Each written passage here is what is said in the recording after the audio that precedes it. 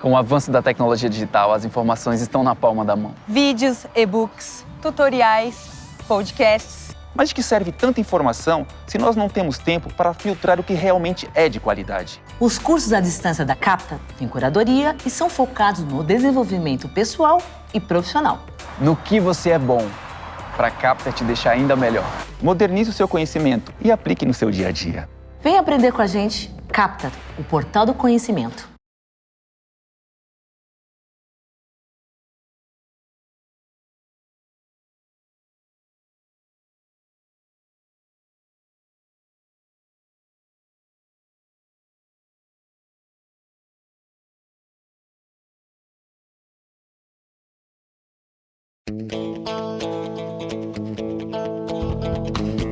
Começa agora o programa Hora e a Vez da Pequena Empresa, sempre levando para você muitas informações e atrações. Confira! O presidente da Câmara de Comércio Brasil-Canadá, Paulo Perrotti, falando sobre internacionalização de empresas, uma nova realidade que está surgindo. O advogado Marcos Tavares Leite fazendo um importante alerta aos micro e pequenos empresários relacionado à Covid-19. O economista-chefe do Banco BV, Roberto Padovani, comentando sobre o crescimento da inflação na economia mundial e a forte diferença de opiniões em relação ao assunto. E nesta semana, o presidente do SINP, Joseph Cury, entrevista o ex-ministro da Saúde, Luiz Henrique Mandetta. Fique conosco.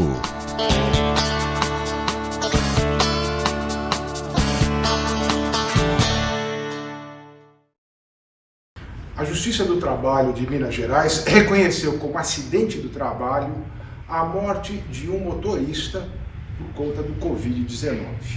Ela entendeu que o tipo de trabalho, a forma como aquele trabalho era desempenhado, colocava o empregado em risco e, portanto, geraria a presunção de nexo causal entre a morte pelo Covid e o trabalho exercido.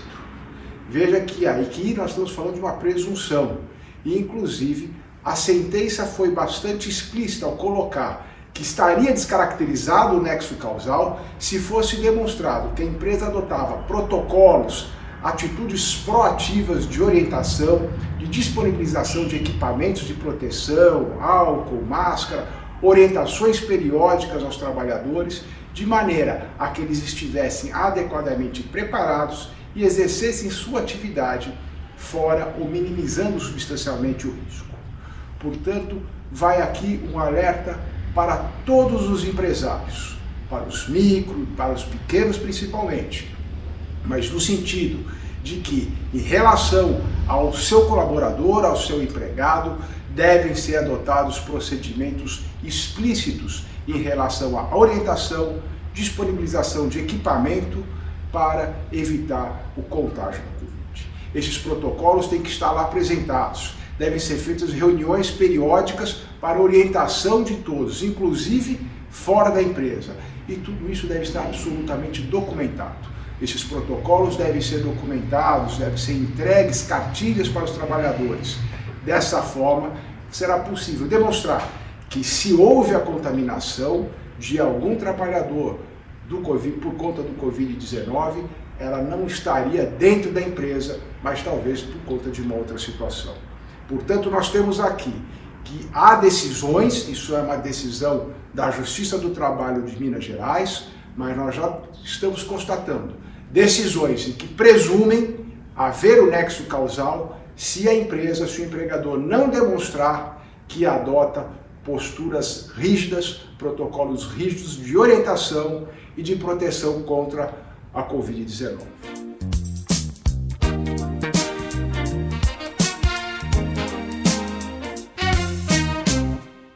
A pandemia tem sido fonte de surpresas contínuas. Desde o ano passado a gente não para de tomar sustos, né? A primeira delas, obviamente, foi a paralisia de todas as economias, todos os setores ao mesmo tempo, que produziu uma retração inédita na economia global.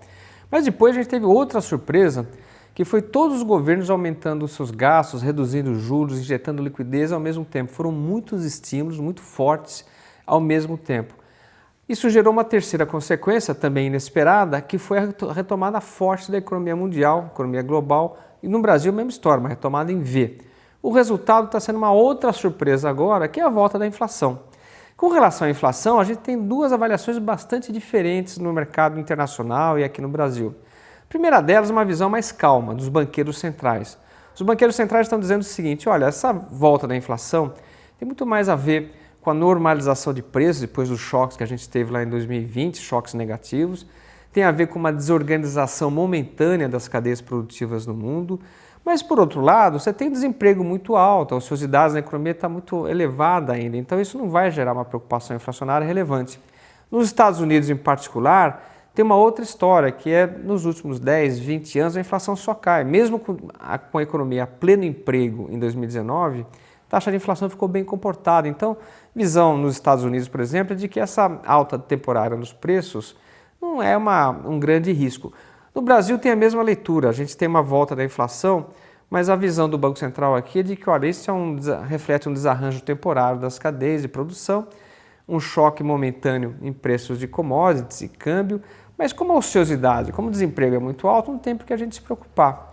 Então essa é uma visão mais calma dos bancos centrais. Mas por outro lado tem os mercados financeiros absolutamente tensos com esse tema. Por quê? A razão é de que você tem muito estímulo sendo dado ao mesmo tempo no mundo todo.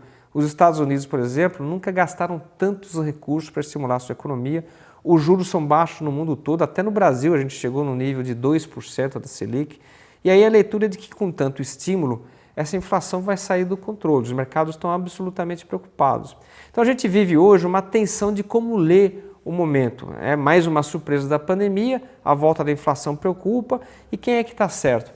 Infelizmente a gente não tem uma resposta ainda, a gente vai ter que esperar para ver se são os banqueiros centrais falando que a ociosidade controla preços, ou se são os mercados financeiros que estão olhando os estímulos, os gastos públicos aumentando sem parar e preocupados com a dinâmica dos preços.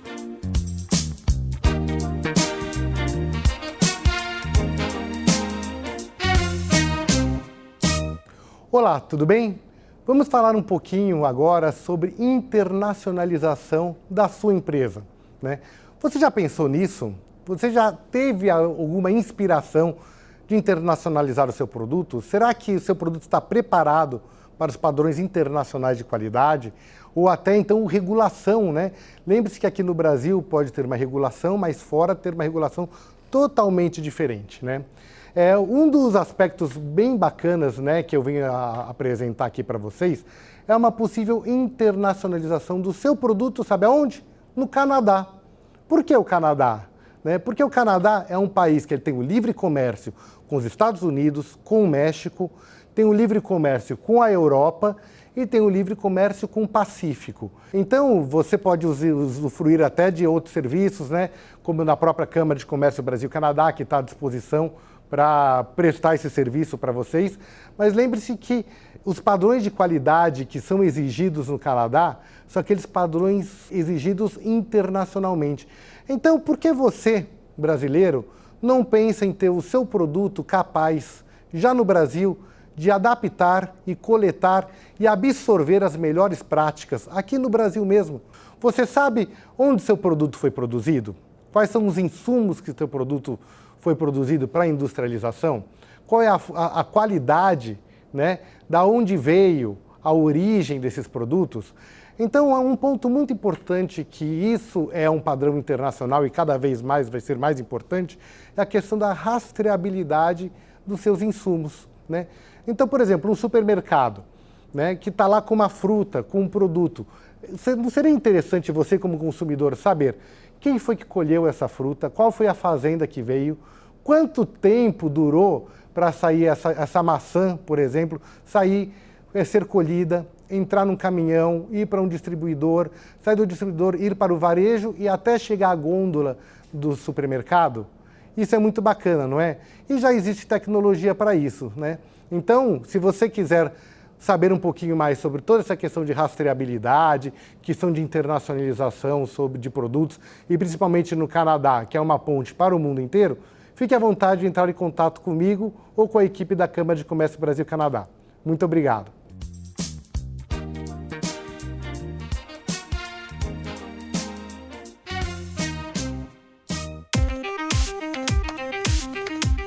Agora é a hora dos empresários da pequena empresa ganharem dinheiro com a internet. O Marketplace da KeepSelling chegou com tudo. Você que tem um micro e pequeno negócio, venha vender os seus produtos num marketplace focado em você. Cadastre-se no marketplace da KeepSell e venda com segurança para qualquer pessoa física ou jurídica do Brasil, sem burocracia. Inscreva-se gratuitamente agora e coloque a sua empresa na era digital. Entrevista da semana. O nosso convidado de hoje é o Dr. Luiz Henrique Mandetta, ex-ministro da Saúde. É um prazer tê-lo conosco. O prazer é todo meu, amigos do SIMP, Joseph Cury, sempre muito bom estar aqui falando sobre micro e pequena indústria, tão fundamental para esse país, né? Muito obrigado, prazer tê-lo conosco. Mas existem coisas que nós gostaríamos muito de ouvir a sua opinião. Uma delas é qual a sua visão do Brasil no presente momento? Uma análise macro. O Brasil paga um preço, Cury, de séculos de descaso com muitas políticas.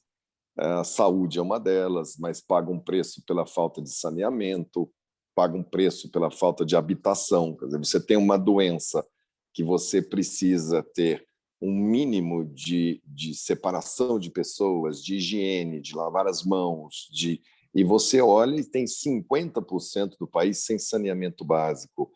Séculos de mau investimento em educação, então a capacidade das pessoas compreenderem e ter um comportamento coletivo para enfrentar um inimigo invisível como esse vírus, muito complicado, e essa condução que foi feita nessa pandemia, ela faz com que agora vão emergir ao mesmo tempo, depois dessa crise sanitária, quando você fala, puxa, vencemos, vacinamos as pessoas, vamos ter a nossa vida de volta. Que vida? Para fazer o quê? Vão ser as grandes perguntas. Que tipo de líder para tirar o desemprego, a fome, a desindustrialização, a educação em estado crítico, a próprio sistema de saúde que vai ter uma avalanche de doenças represadas, o sistema penitenciário, o sistema de justiça, a indústria do turismo, que ficou completamente paralisada, hotelaria, grandes empresas saindo do país. Então, o Brasil ele vem de problemas crônicos que nós conhecemos bem e que foram todos tensionados ao máximo nessa pandemia, e vamos sair dessa pandemia com desafios que já eram enormes, agora se tornarão de necessidade premente, cada um deles de muita necessidade de olhar. É um grande desafio para o Brasil. Olhando para esse quadro, a sua análise poderá ter uma reversão desse quadro ou nós continuamos no caminho do aprofundamento desses problemas históricos, além da pandemia?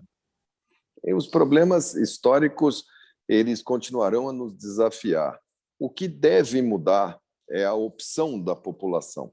Se nós vamos continuar com aquela política de nós contra eles, que eu assistia na época do PT, aquela coisa assim, nós temos que derrotar as elites, e depois vem esse período Bolsonaro, olha, todos são culpados, menos o governo, culpado é o Congresso, culpado é o STF, culpado é o prefeito, é o governador. Se a gente continuar jogando a culpa em algum setor da sociedade, se a gente continuar com essa fórmula, nós vamos continuar andando em círculo, nós não vamos sair, nós não vamos andar para frente. Nós devemos continuar nesse mesmo disco rachado que a gente já viu, né? O PT falando, olha, vote em mim, senão o Bolsonaro fica, o Bolsonaro falando, vote em mim, senão eles voltam. E eles se nutrindo desse ódio, e não tem nação no mundo que vá para frente movida a ódio. Então, se o brasileiro se reconciliar consigo mesmo, a gente tem uma grande possibilidade de andar para frente. O senhor vê um risco institucional de conflito entre os poderes ou isto é um assunto já superado? Qual a sua análise sobre esse cenário? O Brasil é feito de uma república de estados. Nenhum governador, nenhum prefeito chegou lá a convite, eles foram eleitos. Então, esse pacto federativo em cima da harmonia dos poderes é o único caminho que a gente tem para não entrar perigosamente numa situação de conflito de poderes que pode redundar em conflitos maiores. A justiça vai ter que se encontrar com a promoção de justiça, que é o que diferencia uma sociedade de barbárie de uma sociedade civilizada. O legislativo tem que se ater ao seu campo de propor e não de executar, e o executivo deve fazer a execução desse orçamento, desse conjunto de necessidades do Brasil e dar total transparência e bom uso ao dinheiro público. Se eles se aterem às suas missões, e isso não é complexo de se fazer essa harmonia, nós já vivemos tempos muito harmônicos, mas estamos agora em momentos de profunda turbulência, e isso traz insegurança, e é essa insegurança que afasta o investimento tão necessário para um país como o nosso. Mudam-se as regras no Brasil, igual quem muda de camisa. Infelizmente, nós temos assistido grandes corporações multinacionais saindo do país por N motivos. Qual a sua avaliação desse quadro e o que teria que ser feito para reverter esse quadro, para atrair os investimentos internacionais, ao invés de perdermos investimentos no país? Segurança não só no sentido da segurança física de ir e vir. O Brasil é um país violento aos olhos do mundo, muitos homicídios, muitos roubos, furtos, um país em convulsão social, mas a segurança do investimento. Como investir no Brasil? Outro dia nós vimos uma troca, por exemplo, da diretoria da Petrobras inteira, porque estavam executando aquilo que se propôs. Isso daí teve uma saída absurda de investimentos da nossa bolsa, das companhias brasileiras. Então, você vê as mudanças de regras sobre contratos. O contrato, que na maioria dos países é um ato jurídico perfeito entre partes que se acordam e fazem um contrato, esses contratos no Brasil são relativos. Você pode expor todos os seus motivos ali, que tudo no Brasil cabe judicialização. Uma insegurança tributária. De cada 100 dólares sendo discutidos sobre tributos entre os contribuintes e os governos, 75 dólares são discutidos no Brasil. Quer dizer, tem claramente alguma coisa errada nos fundamentos tributários. Então, as pessoas, até elas entenderem e falarem, não, eu vou ficar no Brasil. Você vê o caso da Ford, que é o mais emblemático, ela preferiu o Uruguai, que não tem mercado interno. Ela já não está mais olhando o mercado interno, ela está olhando condições de paz para poder trabalhar. Ela está preferindo ficar na Argentina do que no Brasil.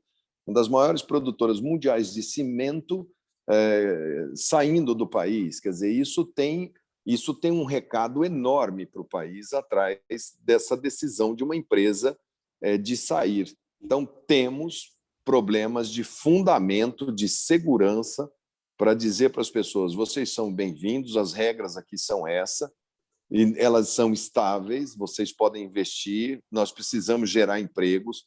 Você vê, quando sai uma Ford, como foi lá no caso da Bahia, imagine quantas pequenas empresas que produzem uma série de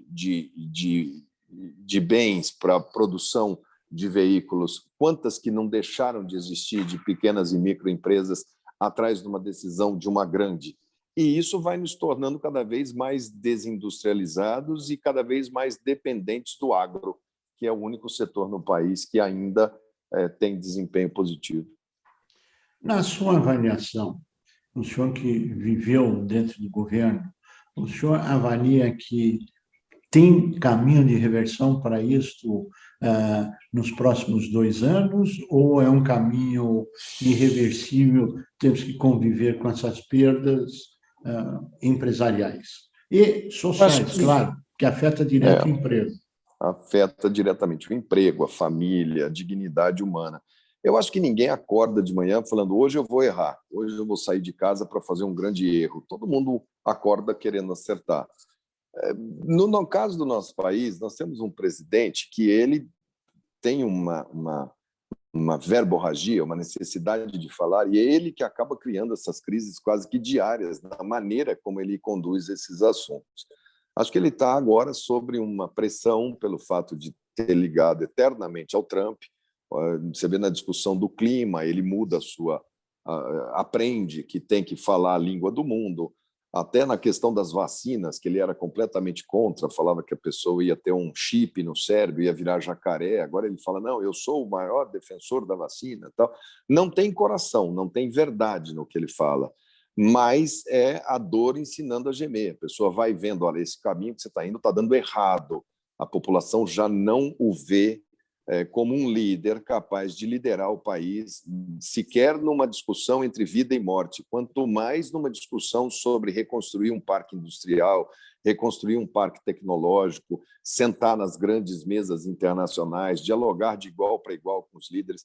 Então, eu acho que a gente vai ver cada vez mais ele tentando incorporar um novo personagem, já que esse personagem que ele incorporou nos primeiros 2 anos e meio foi muito gerador de crise, foi muito gerador de briga entre brasileiros. A mesma coisa que a gente via lá atrás, aquela coisa de impor uma agenda goela abaixo das pessoas, né? A agenda do PT, o Brasil é o Brasil dele, não pode ter outro Brasil, tem que ser o dele, se você discordar, você é uma espécie de inimigo. Mesma coisa acontece agora. Então, esse tipo de condução, mais ou menos sofisticada, ele leva sempre a um polo odiar o outro polo. Ao ponto de que, se a gente chegar numa urna e ter que votar entre Lula e Bolsonaro, você vai votar pensando assim, quem que eu odeio mais? Ou quem que eu odeio menos? Que país que vai para frente tomando decisão baseada em quem que ele odeia mais?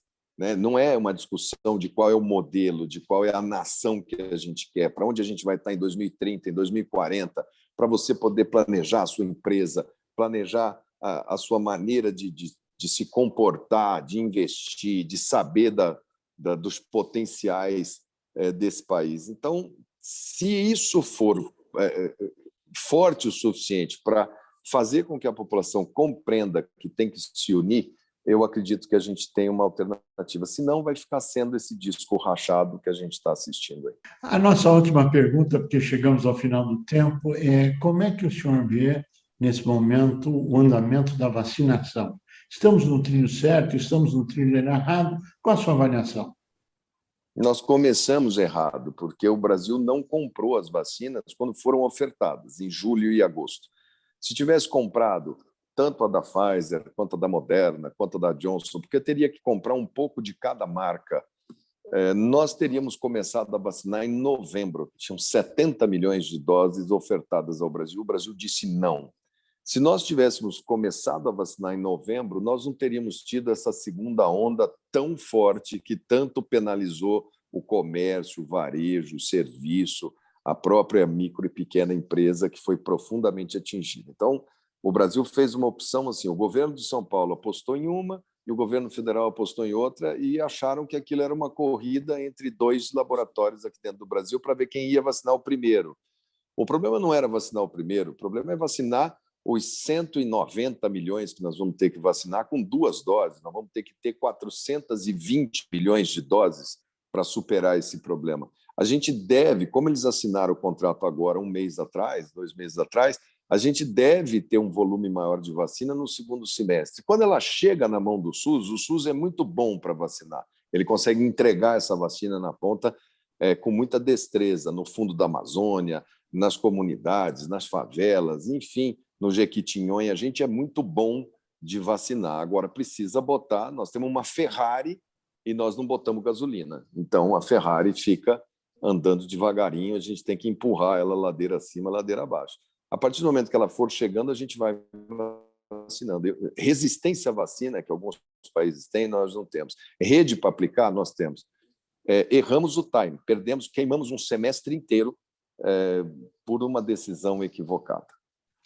Ex-ministro da Saúde, Luiz Henrique Mandetta, nós queremos agradecer muito a sua participação, agradecer o seu posicionamento e desejar boa sorte na sua caminhada empreitada pela frente. Obrigado por estar conosco. Obrigado, amigos do SIMP, obrigado, Cury, obrigado a todos vocês. E não esqueçam, lava as mãos, mantenha uma distância, não aglomera, usa máscara, a gente vai chegar lá, a gente vai sair dessa juntos. Obrigado aí pelo convite. Valeu. No início do nosso programa existe um letreiro dizendo que nós estamos sem máscara, mas mantendo o distanciamento social, álcool, estúdio higienizado, etc. Que é a mensagem da saúde. Tá certo. Obrigado por estar conosco.